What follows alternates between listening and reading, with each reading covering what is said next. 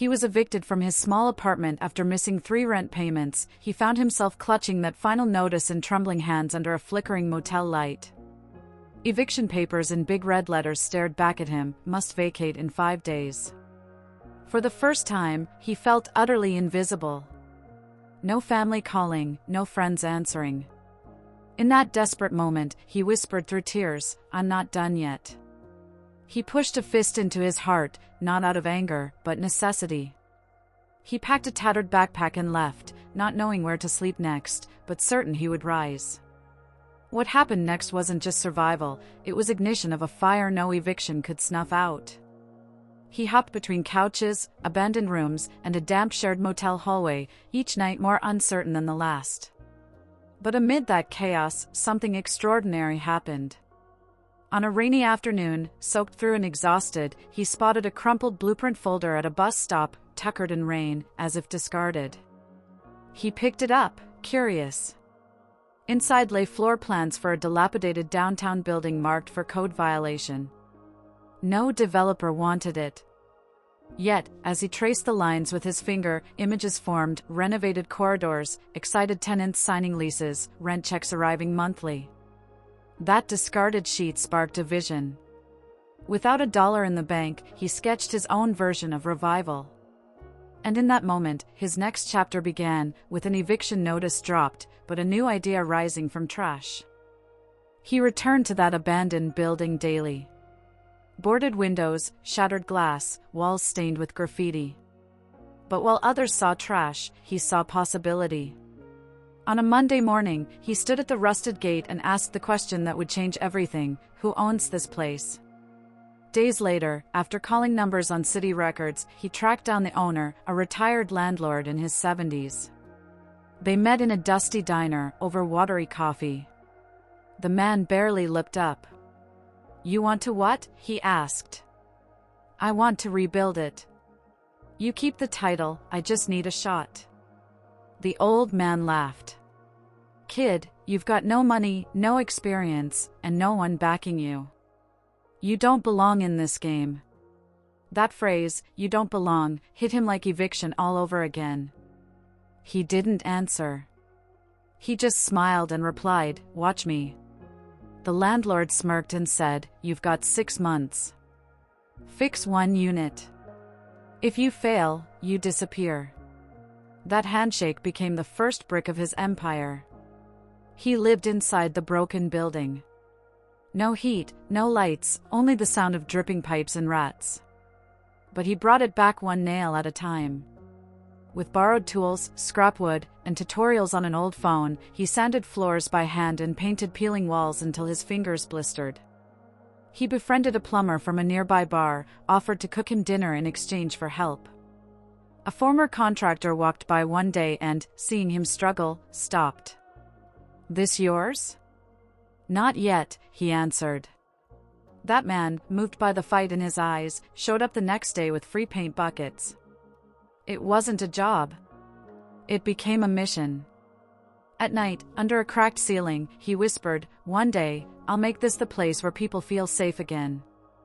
On the 86th day, the first unit shined. Hardwood floors glistened. A working sink. A window that opened to fresh air. He texted the landlord, "Come see." The man walked through, silent.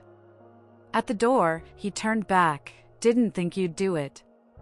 Let's talk rent." The rent deal wasn't ideal, he'd pay monthly once tenants moved in. Until then, he worked for free. But that didn't scare him. He painted a now renting sign with a marker and duct tape, hung it crookedly outside. No calls for days. Then a voicemail, a single mother, 24 years old, 2 kids, escaping a violent ex. She had no deposit, just hope. He didn't hesitate. "Move in. We'll figure it out later." She cried on the phone. The day she arrived, her daughter ran through the hallway yelling, "We have a window." That broke him. At night, she knocked on his half-renovated door. "I made too much soup. Want some?" They ate on the floor. "Why are you doing this?" she asked. Because no one did it for me, he replied. That moment, two people healing in silence, was when he realized this was bigger than business. It was belonging. The neighbors noticed. A man fixing a building with no crew, no money, and no rest. Word spread. Local teens stopped by to help paint. Someone donated chairs. An elderly man brought sandwiches. One day, a reporter from the local paper stood outside, arms crossed. "You're the guy housing people who can't pay?" he asked. "I'm the guy giving them a chance." The next morning, a headline, "Evicted man now gives shelter to others." The photo showed him on a ladder, paint-stained, smiling. That article changed everything. Calls came in from families, shelters, even churches. More units were needed. He worked until his hands shook. But now, he wasn't building alone. Tenants cleaned with him, volunteers came in waves. He was still broke, but surrounded by people who believed. The building that once rejected life now echoed with laughter, music, and warmth. The story was no longer his alone. It belonged to everyone who had ever been told they didn't belong. The building filled faster than he expected. 5 families moved in within 2 weeks. Rent was low, but steady. He created a simple rule: pay what you can, but show up to help someone else. It wasn't charity. It was shared dignity. Then, a bank executive knocked on his door. "You've got no permits. You're out of code." One anonymous complaint, and this is shut down. Fear crept in. He had no legal structure, no license, no safety net. That night, he didn't sleep. He walked the hallways, hands on the chipped walls, whispering, "I can't let this fall." The next morning, instead of hiding, he called the city inspector himself. "I want to fix everything. Legally. Teach me how." The inspector paused. "That's not how people usually respond." He replied, "I'm not people. I'm building something that deserves to last." She gave him 60 days. The clock was ticking. The fight just changed, but so did he. To make it legal, he needed funds. Fast. So he did what terrified him most: he pitched his story. On YouTube. On Instagram. On Facebook. He recorded a shaky video, standing outside the building. 3 years ago, I was evicted. Today, I house 17 people. I need help to stay open. He expected silence. Instead, the comments flooded in, "You're what this city needs." "How do I donate?" "You gave me chills." Within a week, he raised enough to cover permits, install fire escapes, fix plumbing, and hire real professionals. But something even more powerful happened: his inbox filled with messages from other evicted people. Some wanted to move in. Others wanted to build like him. For the first time, he saw himself not as a survivor, but as a leader. The building had walls, but what he was really building was a movement. The building passed inspection. The city gave him the permits. Tenants threw a small celebration, just pizza boxes and foldable chairs, but it felt like a gala. Someone raised a toast with a paper cup, "To the man who gave us walls." He smiled, but inside, he felt the weight of leadership settle. He wasn't just housing people. He was carrying their hopes. That night, he walked through the building alone. In the stairwell, he found a girl drawing on the wall. He almost stopped her, until he saw the picture, a stick-figure family smiling inside a home. "Is that your family?" he asked. "No," she whispered. "It's you. You gave us a home." His throat tightened. That image stayed with him. Later, he had it framed. He hung it at the entrance, where every visitor could see it. It was more than art, it was a reminder of why he started. And why he couldn't stop. He got a call from a local investor. We've been watching your story. Come in. Let's talk. He wore his only clean shirt, borrowed shoes, and stepped into a marble office. Across the table sat men in suits. We want to buy you out. The whole building. We'll even let you manage it. He blinked. Buy me out? We'll pay 6 figures. You walk away with profit. He sat still, silent. The offer was life-changing. He could finally breathe, rest, escape the weight. But then he thought of the kids playing in the hallway, the soup shared on the floor, the drawing in the stairwell. He stood. This isn't a project. It's a promise. One investor laughed. Sentimentalism doesn't scale. He smiled. Then I'll scale my way. He walked out, heart racing, unsure if he'd just made a mistake. But outside, someone stopped him. A woman with a baby on her hip. Is there still a room open? He knelt to meet the child's eyes. There always will be. The rejection of the investor offer made waves. Local blogs picked it up. The headline read, "Man turns down fortune to keep his promise." Views exploded. A national podcast invited him to tell his story. Nervous, he sat in front of the mic. I was evicted 3 years ago. I lived with no lights, no heat. Now, I house the people no one else will. The host paused. What's the end goal? He answered without hesitation, ownership. For all of us. That episode went viral. Donations spiked. Volunteers lined up. But with attention came critics. A city councilman publicly questioned his methods. He's not qualified. He's emotional. He's dangerous. The comment burned. But instead of responding with anger, he opened the building doors wider. He invited the councilman to dinner with tenants. The man declined. So he posted the empty chair online with a caption, "We saved you a seat." The internet exploded. And the movement grew louder. The second building came unexpectedly. A widow approached him with keys in her hand. This place was my husband's. He dreamed of doing what you're doing. I think he'd want you to have it. He walked through the space, smaller, older, in worse condition than the first. But it had good bones. He took it without hesitation. That winter, with a storm flooding half the city, his first building stayed warm and dry. But the new one leaked. Pipes burst. A wall collapsed. Tenants from the first building rushed over to help.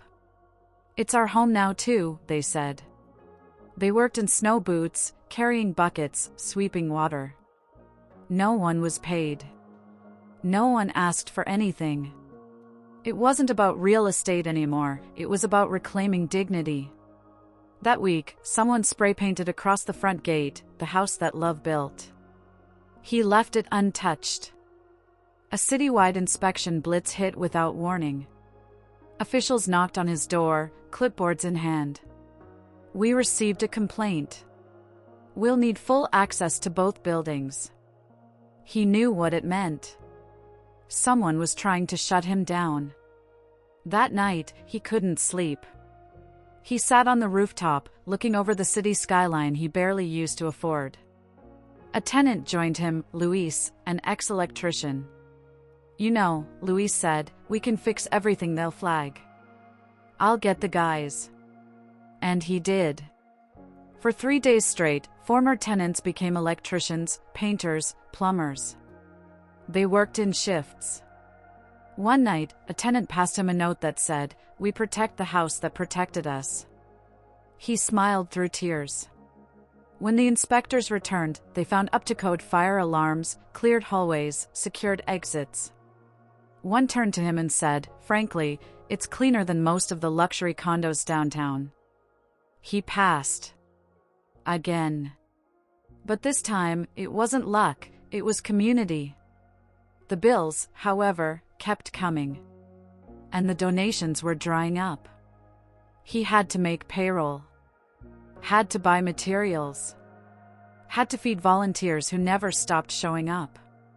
He had one last card to play, the third building, abandoned, dangerous, but full of potential.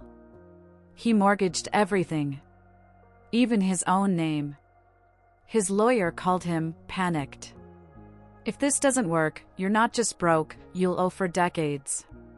He stared at the rusted door of the new property, placed his hand on it and whispered, "Let's make history."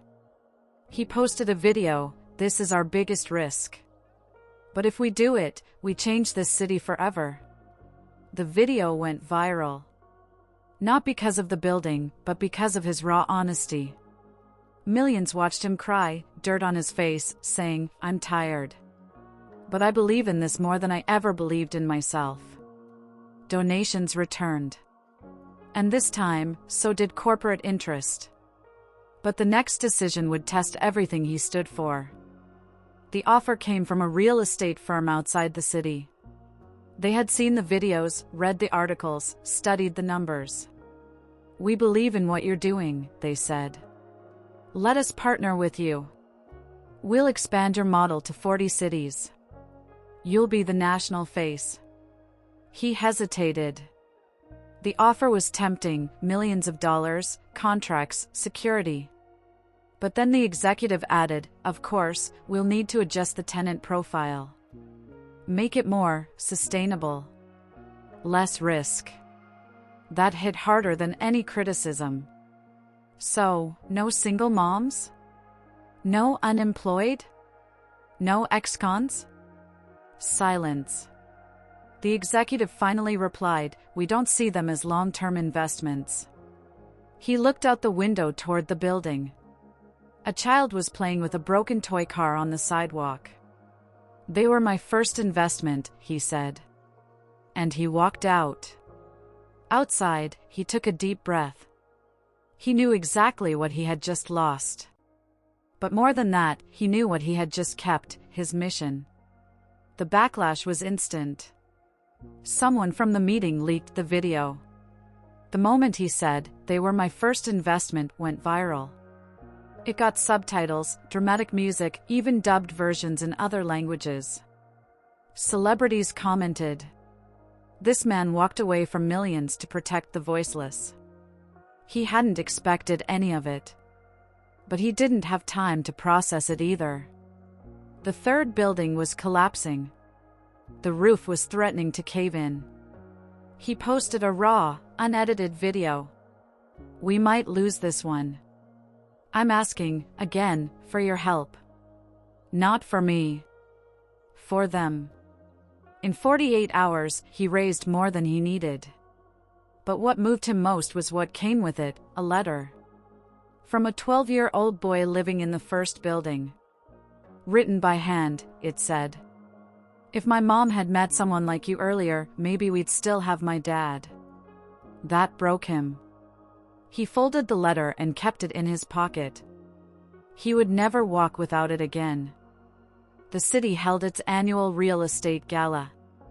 The kind of event where luxury developers toast champagne while neighborhoods crumble.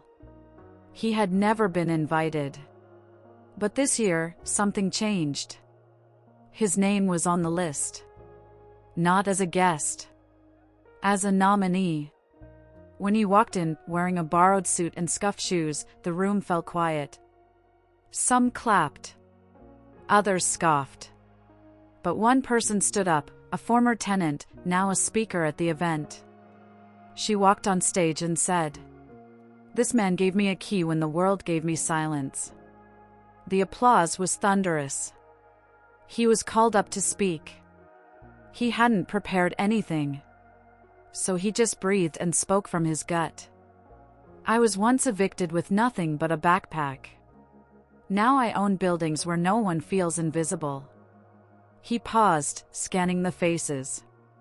"I didn't build an empire. I built a home for anyone who needed one." The crowd stood.